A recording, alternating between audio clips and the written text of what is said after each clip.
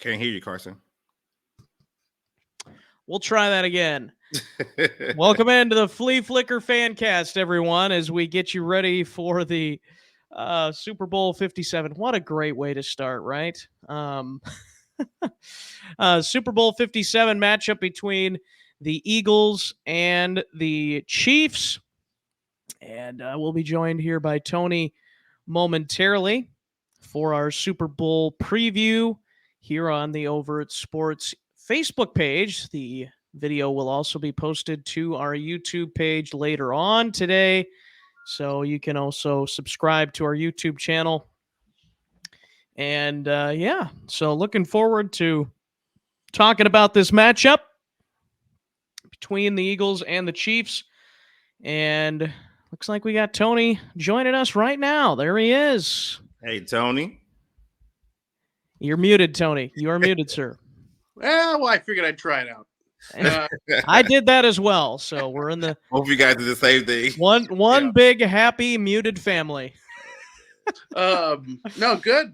Yeah, happy that we're a day away from the big game, and I anticipate it being a good one. Yeah, it should be a fun matchup. Should be a good matchup. And if the Super Bowl script that was leaked shows correctly, 37-34 Eagles, then should be a good matchup that the NFL has scripted for us. That's right. Yeah, should be good television. That's right. Good scripted television. You can't script it any better. Oh wait, maybe you can. But let's get into this Super Bowl preview, gentlemen. First of all, let's start with the matchups in this game. I think we're gonna talk a little bit here first about the quarterback matchup, and then at the end we're gonna have David talk a little bit more about it. But two really good quarterbacks that we have in this game between Jalen Hurts and Patrick Mahomes. We've seen what Patrick Mahomes has been for the last several years, and now Jalen Hurts has emerged this year as a probably top 5 quarterback. I would argue he's top 5 quarterback in the league right now. Didn't think that going into the year, but he has shown time and time again that he is a force to be reckoned with out there. So, gentlemen, the quarterback matchup should be a fun one. And, I'm going to give the edge to the MVP, but Jalen Hurts is still a very formidable quarterback. And like I said, probably a top 5 quarterback at this moment in time. So let's start with you there, David. What are your thoughts on the quarterback matchup in this big Super Bowl? I'm just hoping Pat Mahomes took the time out with this week off and actually rested up and got a little bit healthy. I know he's not going to come in to the Super Bowl Sunday and be 100% healthy, but who is after almost 20 weeks of football?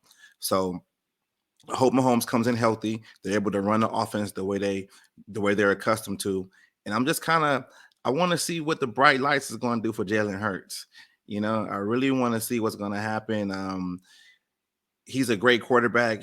He's emerged this year as one of the best. No one predicted them to be this good this year.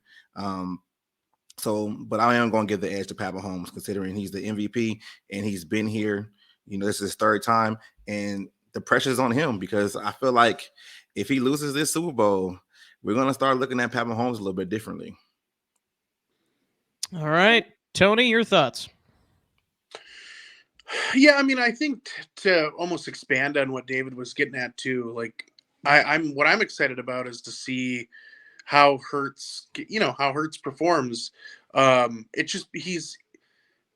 He's not a tested product like we've seen like Mahomes or some of these other quarterbacks that are in the playoffs every single year, right? So it'll be a test to see how he does. Obviously, he for all intents and purposes, he got the job done against the 49ers, but he also didn't really need to do a whole lot because the 49ers lacked a quarterback at all. He wasn't really pushed, right, where he needed to really, push the offense like a team was essentially keeping pace with them. They were able to dominate pretty early. So excited to see that. And as far as, I don't know, man, I think that as far as Hurts is concerned, I saw flashes last year where I thought to myself, I think this guy has something. Like I think he's going to be all right. I never understood the amount of hate that he got prior to this year. Obviously this year it's been all love, right? But before this year was a lot like kind of like the way they talk about Justin Fields in Chicago, where it was like, yeah, I don't know, does he really have the talent? He might just be kind of gimmicky, and I never bought that narrative because when I would watch Eagles games, I'm like, I think this guy's pretty good. Like I don't think there's a lot here. Like I don't know. I never really understood the amount of hate he got. I also understand it's Philly and Philly fans and the Philly media can be brutal. I mean, you remember how hard they used to be on McNabb, and Yeah. McNabb earned every piece of criticism he got when he was in Minnesota, to be clear. But prior to that, I mean, he was great in Philly, and still Philly tried to, or I should say, the Philly media kind of tore him to pieces. It felt like every year. But so He I'm wasn't excited. Tom Brady though. Yeah, Who well, is? Who big- is? the big thing is that speaking of Brady and what we see like differences with these guys is that Brady was able to win so consistently that it was hard to, and I don't just mean like regular season wins. I mean, they were winning Super Bowls, plural. I think when you get in these big media markets like New York, Philly, 7. Dallas, like that's what kills Dallas is that Dallas, unless you're doing what New England did, Jerry Jones is unhappy, right? He wants to win Super Bowls, and I think Philly can be kind of the same where, if they're not consistently contending for a Super Bowl and winning a few, then it feels like we can always do better, which, it's okay to think like that. But Yeah. at some point you have to accept like, well, you're still doing better than most. Like, let's put it that way. That's right. Yeah, it should be a fun matchup between those two. Looking forward to seeing Jalen Hurts put on his ability to run and throw in the game. And I'm interested to see how Patrick Mahomes looks in terms of that high ankle sprain and if he's able to move around like we know he's capable of moving around in and out of the pocket. So that could be a huge part of this game. If Philadelphia is able to keep him in the pocket, or even if they aren't, how far can Patrick Mahomes go with that sprained ankle? How fast can he go with that sprained ankle? So I think that's something to keep an eye on in this matchup as well. Let's move towards the offensive weapons. Both teams loaded on offensive weapons. You got Kansas City with their running game that, it's not like there's a star necessarily there, but you got really solid players, Jerick McKinnon, and, you got Clyde Edwards-Helaire, who's potentially back for tomorrow.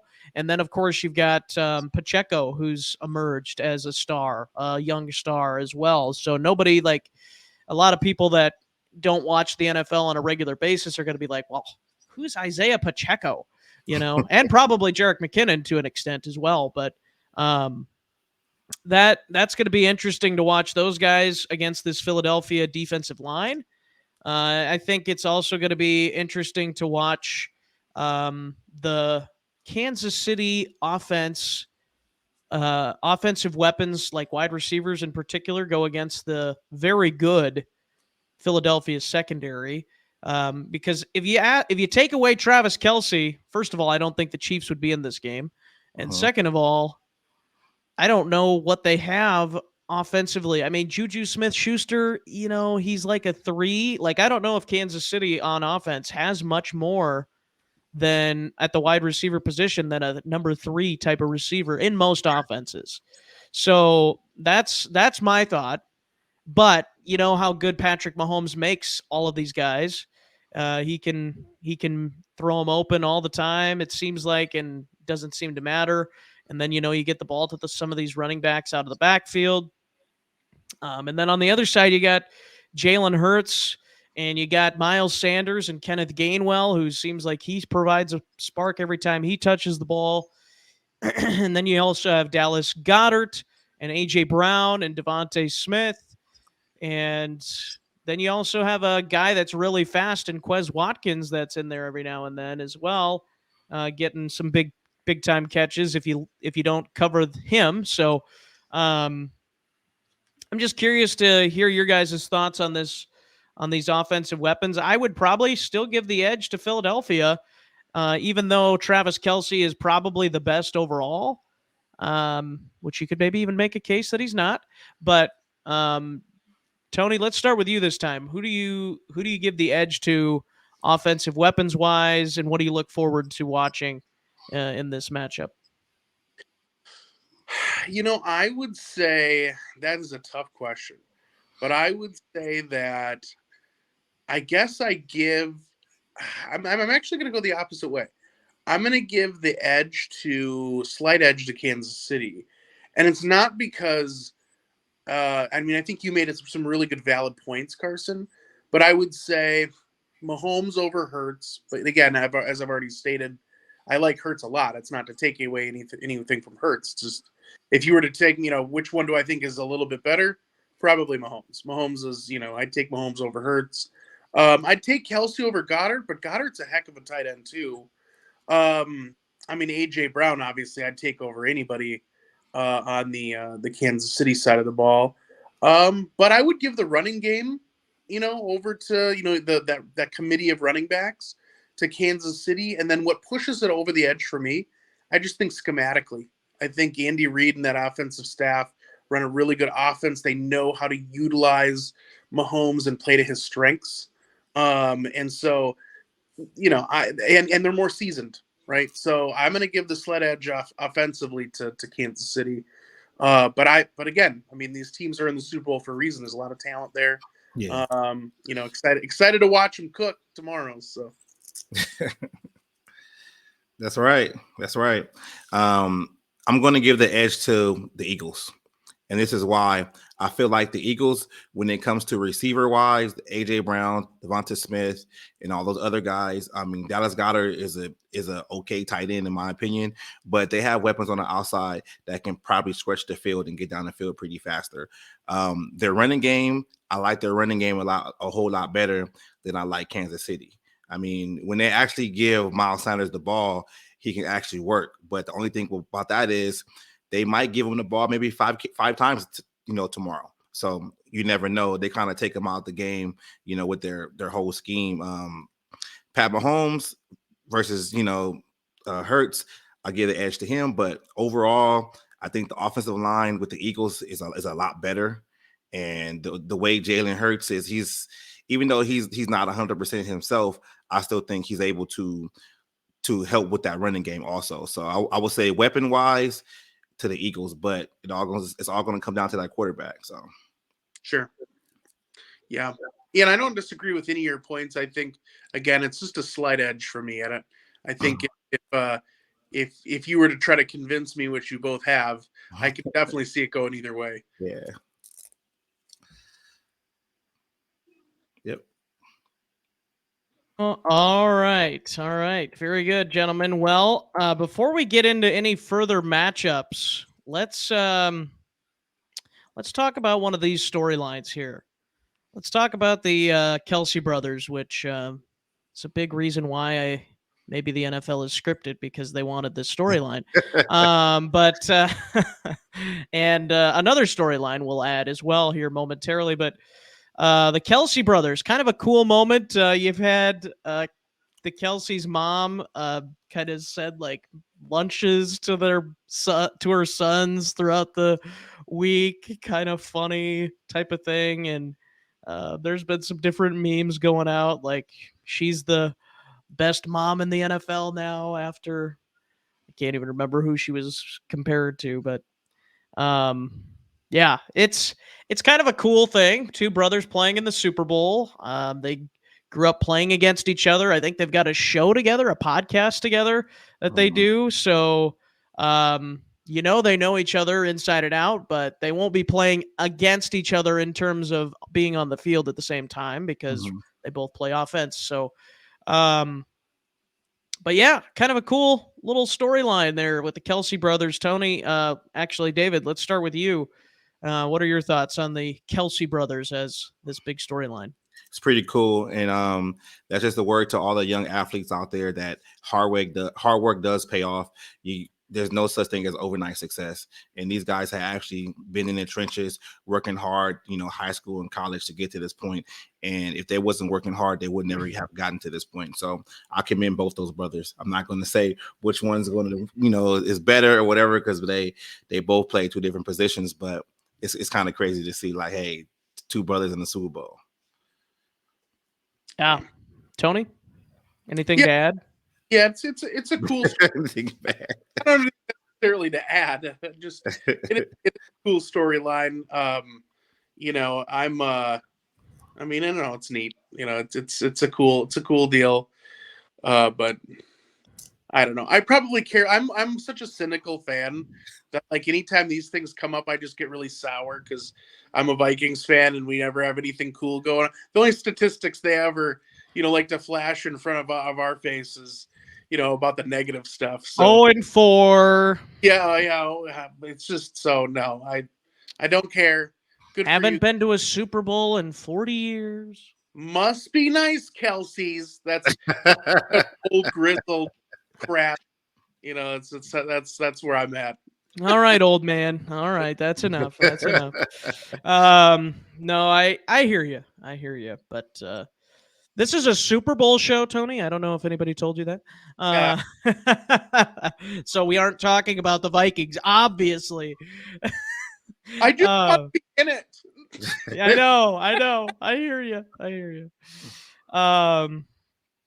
Let's talk about the defenses, gentlemen, before we continue our storylines and predictions and get out of here. But I think I give Philadelphia the edge defensively. And I will say I do think Chris Jones is probably the best player defensively for either team.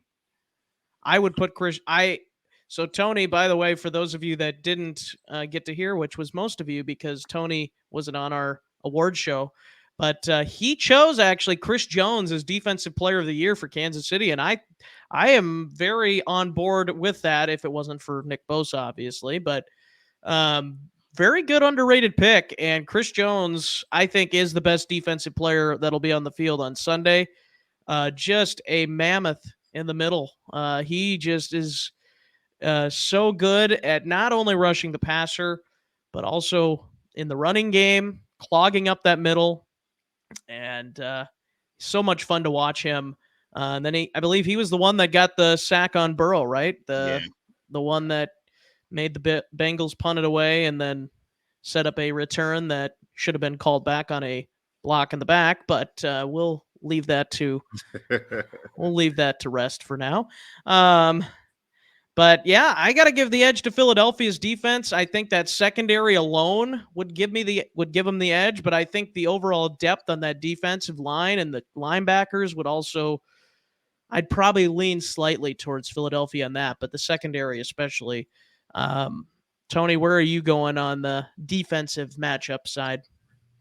Yeah, I'm right there with you. I would say I give Philly the edge. I just think overall, as a unit, they're a better unit. But certainly, there are pieces on both sides of the ball, or both teams defensively, that are fantastic, as you already interluded to. But yeah, if I had to pick one, I'm going to go slight edge to Philly as an entire unit. And for those of you that are following along, see, that's why I think it's going to be a good game. Kansas City with the offense, Eagles with the defense. Here we go. That's right.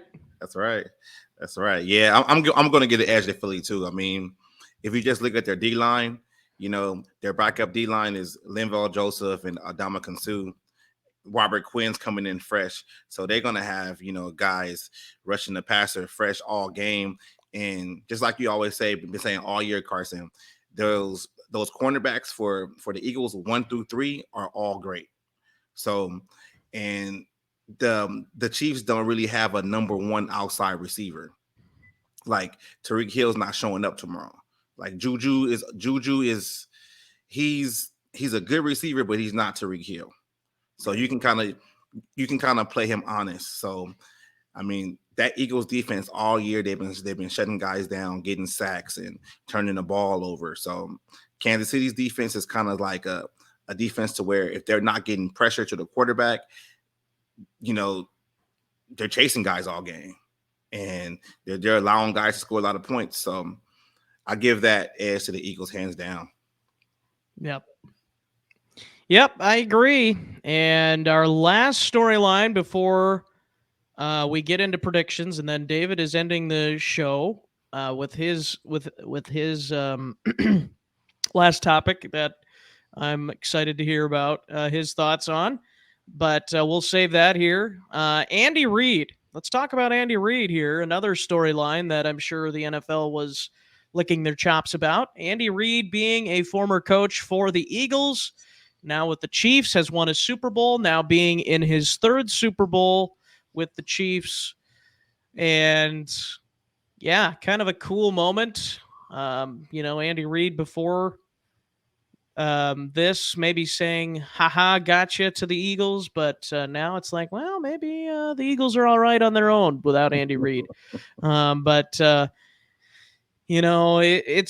kind of cool. I'm sure there's been some talking points for him with some of the people that he still knows probably yet from Philadelphia. And I think Jeffrey Lurie probably was the owner still back then, right? When Andy Reid was the coach there. So maybe some moments there, but cool moment for Andy Reid facing his old team in the Super Bowl. And this would be the ultimate gotcha, right? For Andy Reid, if he could beat his former team, like that's what you get for firing me.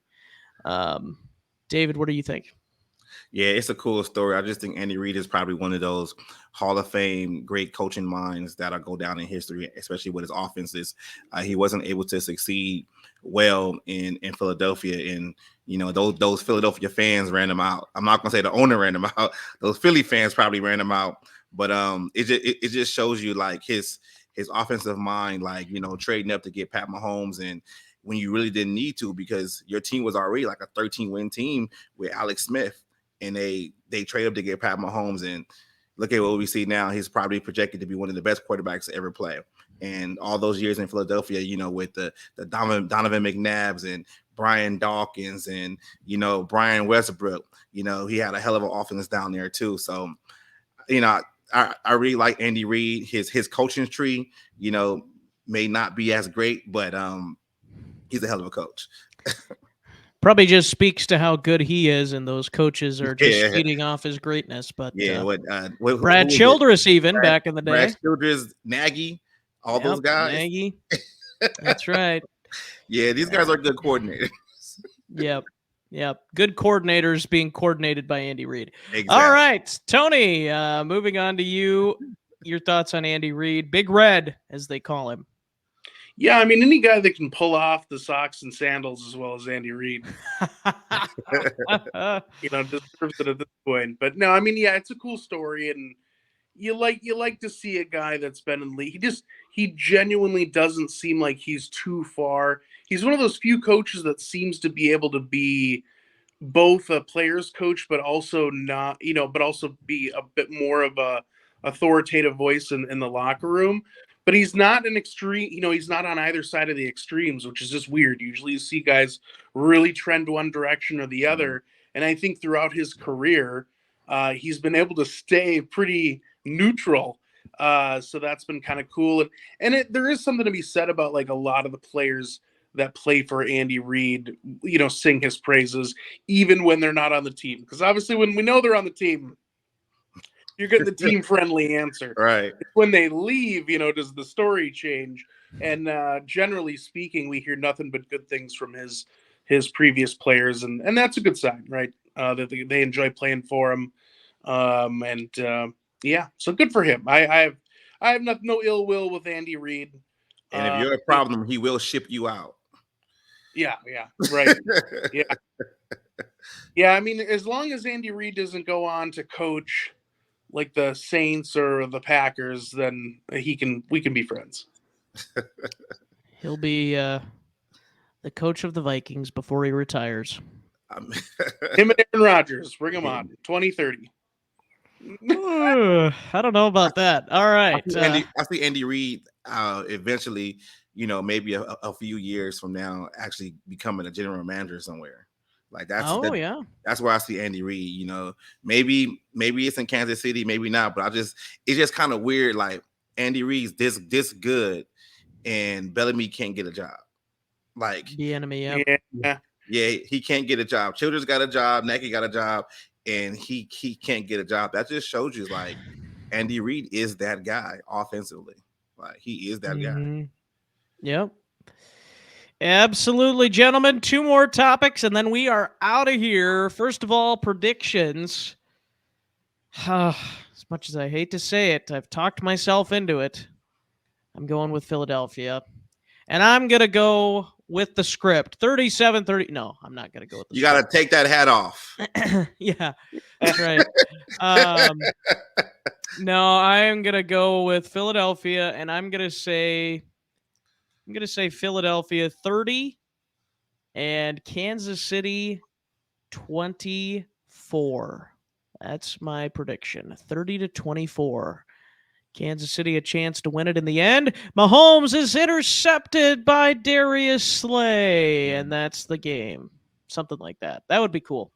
But even though I'm not a big fan of Darius Slay either. But anyways, Tony, he's a great player. I just don't know. Back in the Lions days, not a fan. But anyways, he was always a thorn in our side as a That's Viking. right. That's right. I don't forget that. Yeah. So, Tony. I'm gonna go. I'm gonna go Kansas City. I just think they're a good team. Not to say Philly isn't, but they are a good team, and they have Super Bowl experience. And a lot of playoff experience. This coaching staff and the unit itself. And I just think that's too much for Philadelphia. And I know again it's hard because Philly didn't again have to push. I mentioned this earlier, but I am a firm believer that if Philly plays like they did against the Niners, because the Niners, it's not like they gave up. They obviously still wanted to try for a little while.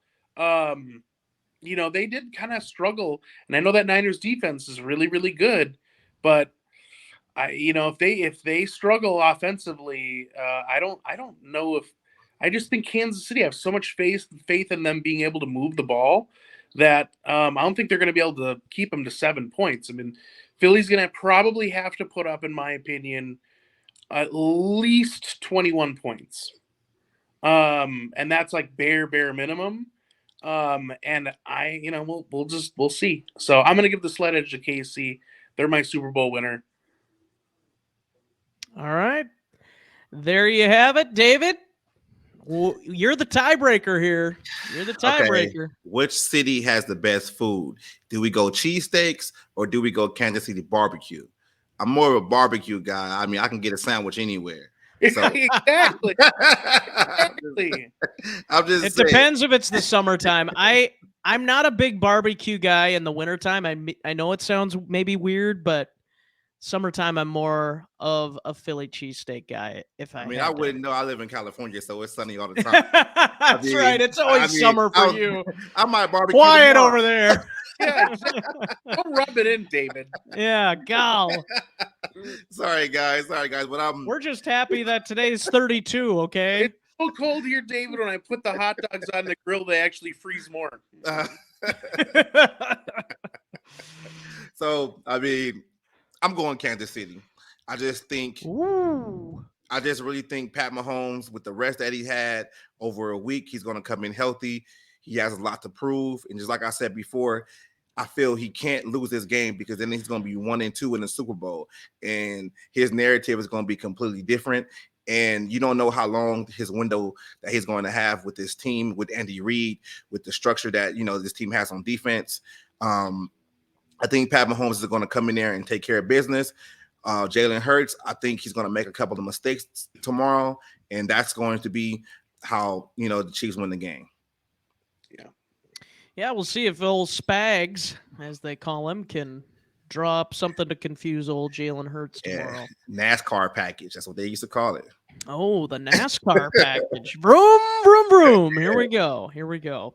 All right, so there you have it. There's the predictions for our matchup and our last topic. And we're going to give this one to David. The first Super Bowl with two black quarterbacks facing each other. David, what does this mean to you? And just give us your thoughts. Okay, first my thoughts about it is this is great, and it's like I really don't understand how long it actually took. And there's only been 3 quarterbacks in the history of the NFL that were black to actually win a Super Bowl. So it's going to be a fourth one this year. I just think that you have to pay homage to the quarterbacks that weren't able to play quarterback, in the 60s and 70s. And one of the guys that I pay attention to, my dad was a big fan of, was Warren Moon. He actually spent 5 years in the Canadian League because the NFL did not even draft him, and he still managed to be a great quarterback and throw for a lot of yards and actually still make the Hall of Fame. But what this just says is it's like, if you put in hard work and, your work ethic is great, you can get there. This probably could have happened a long time ago, but, some teams don't get there because the quarterback is not the only thing in it, that drives the team. You need defense, you need special teams, everything like that. But it's just this is a good moment. This is a real good moment, for us right now, just to see, 2 black quarterbacks in the Super Bowl. It's pretty cool. Yeah. No, it's a very cool moment. I think it's definitely not the last. Yeah, it won't be the last. It's probably going to continue to increase. So yeah, no, cool to see that. And there's it's just a similar moment like when Tony Dungy won. Yeah. And it was just like, well, regardless of what happens, it's going to be the first black coach, and then Mike Tomlin won his Super Bowls. So it just kind of say, just climbing the ladder, Yep, that's right. Very good. Well, I think that'll wrap things up here today, gentlemen. Make sure to subscribe to our YouTube channel, Overt Sports on YouTube. And this has been the Flea Flicker Fancast Super Bowl preview show. And we will be posting this on YouTube later on as well, so you can watch it there too. So hopefully you enjoy your Super Bowl party, or if you're going to watch it alone, whatever you're doing to enjoy the Super Bowl. Hopefully you're not watching it alone. I might be crying. I might be crying, but no, we'll probably watch with my folks and stuff. But we're always so bad at planning things, so it'll probably be a last minute thing. But should be fun, and hopefully I'm hoping the Chiefs win as well. Like, I don't want Philadelphia to win because it's Philadelphia and the fans are not so lovely, even though they are the city of brotherly love. So the opposite. That's right. City of brotherly hate. All right. But gentlemen, thank you for joining me on this Saturday, and thank you all for watching, and we will catch you in the next one. One more thing. Go for it. After the Super Bowl, the real season begins. That's right. Yeah. Off-season time, gentlemen. Yes. That's right. So make sure to keep up to date on the Overt Sports YouTube channel with off-season content that'll be coming your way soon as well. So, all right. That'll do it. See you all next time.